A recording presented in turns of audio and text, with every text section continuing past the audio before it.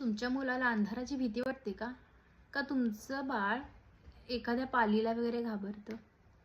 पण खऱ्या आयुष्यामध्ये ह्या गोष्टींना भितात का लोक? किंवा ही गोष्टी भिण्यासारखी आहे का? किंवा आयुष्यामध्ये ह्या गोष्टीला पण भिणं गरजेचं आहे का? खरी गोष्ट अशी आहे की आपली मुलं आयुष्यामध्ये डिसिजन घेण्याला घाबरतात. ते कोणतं डिसिजन घेऊ शकत नाही.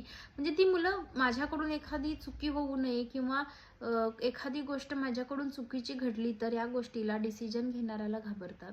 त्यामुळे तुम्ही तुमच्या बाळाला, खूप साऱ्या मुलांना मी आता बघितलं की काही मुलं डिसिजनच घेऊ शकत नाहीत. पूर्णपणे एखाद्या गोष्टीवर, एखाद्या व्यक्तीवर, आईवडिलांवर डिपेंड असतात. त्यामुळे तुम्ही बाळाला हे शिकवलं पाहिजे की तू डिसिजन घ्यायला घाबरू नकोस बाळ. चूक ही प्रत्येक माणसाकडून होत असते. तुझी आई पण कधीतरी चुकेल, तुझे टीचर्स पण कधीतरी चुकतात, पण त्या चुकीला सांभाळणे गरजेचे आहे. तुझी आई चुकते पण त्या गोष्टीला सांभाळते आणि ती गोष्ट पुन्हा आयुष्यात चुकून देत नाही. आज आईकडून एखादी चूक झाली तर आई ती गोष्ट लक्षात ठेवून पुन्हा आयुष्यात कधीही होऊ नये याची खबरदारी घेते. असंच तुला वागलं पाहिजे. आई 50 वेळा बाळाला सांगत होती की चाकू घेऊ नकोस, चाकू घेऊ नकोस, पण बाळाने ऐकले नाही, चाकू घेतले. पण त्या बाळाला चाकू एकदा लागले, खूप सारं रक्त आलं. मग बाळाने तिथं चूक सुधारली, पुन्हा चाकूला हात लावला नाही किंवा चाकू हाताळताना त्याने लक्ष दिलं.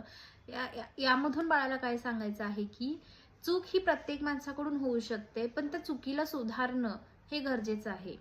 म्हणजे बाळ आता चाकू घेताना प्रत्येक वेळेला खबरदारीने घेणार. म्हणजे अशा काही गोष्टी आहेत त्या तुम्ही बाळाला त्या त्या वेळेवर सांगितल्या पाहिजेत.